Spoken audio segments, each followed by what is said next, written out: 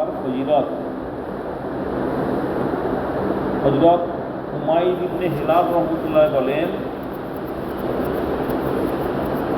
তুফাওয়া গোত্রের এক ব্যক্তি ছিল, তাহারা আসা যাওয়ার রাস্তায় আমাদের গোত্র পড়িত।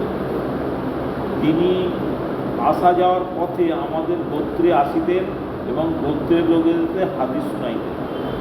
তিনি বলিয়াছেন, একবার আমি আমার ব্যবসায়ী কাফেলার সহিত মদিনা মুনাওয়ারায় গেলাম। সেখানে আমরা আমাদের সামানপত্র বিক্রয় করিলাম। অতঃপর আমি মনে মনে বলিলাম, আমি এই ব্যক্তি অর্থাৎ রাসূলুল্লাহ সাল্লাল্লাহু আলাইহি ওয়াসাল্লামের নিকট অবশ্যই যাইব এবং তাহার অবস্থা জানিয়া আমার গোত্রের লোকেদেরকে জানাইব। আমি যখন রাসূলুল্লাহ সাল্লাল্লাহু আলাইহি ওয়াসাল্লামের নিকট গেলাম, তখন তিনি আমাকে একটি ঘর দেখাইয়া বলিলেন, এই ঘরে একজন মহিলা ছিল। সে মুসলমানদের এক জামাতের সহিত আল্লাহ তাআলার রাস্তায় গেল।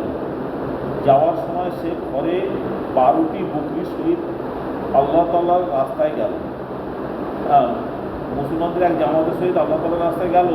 যাওয়ার সময় সে ঘরে 12টি বকরি এবং নিজের কাপড় বোনার একটি কাঁটা, যাহা দ্বারা সে কাপড় বোনার কাজ করিত, রাখিয়া গেল। তাহার একটি বকরিও সেই কাঁটা হারাইয়া গেল। সেই মহিলা বলিতে লাগিল, ইয়া রব, যে ব্যক্তি আপনার রাস্তায় বাহির হয় তার সর্বপ্রকার হেফাজত দায়িত্ব আপনি গ্রহণ করিয়াছেন। আর আমি আপনার রাস্তায় গিয়াছিলাম এবং আমার অনুপস্থিতিতে আমার বকরিগুলি হইতে একটি বকরি ও আমার কাপড় বোনার কাঁটা হারাইয়া গিয়াছে। আমি আমার বকরি ও কাঁটাটার ব্যাপারে আপনাকে কসম দিতেছি যেন আমি উহা ফেরত পাই। বর্ণনাকারী বলেন, সেই মহিলা কিভাবে অত্যন্ত অনুনয় বিনয়ের সহিত আপন রবের নিকট দোয়া করিয়াছিল, তাহা রাসূলুল্লাহ সাল্লাল্লাহু আলাইহি ওয়াসাল্লাম সেই তুফা গোত্রীয় লোকটিকে বলিতে লাগলেন।